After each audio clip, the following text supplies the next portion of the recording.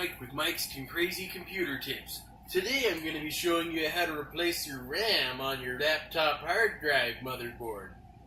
See, what I've got here is I've taken the motherboard and I've taken it out of the computer so you can see it better, I guess. Well, first thing you'll notice with the RAM slots is they don't fit RAM. What's wrong with the RAM? It won't fit in. Well, that's because you gotta, you just gotta break it down. This is your average 2 gig stick. This is gonna make 1 gig and 1 gig for a total of 2 gigs across 2 slots.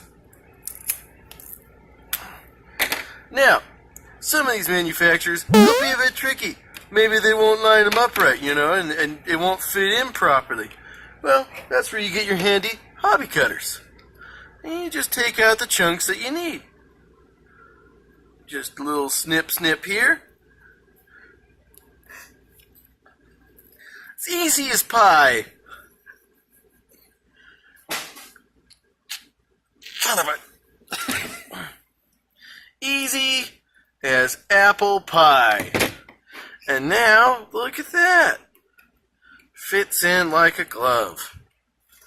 Well, this has been how to replace a lamb on your laptop.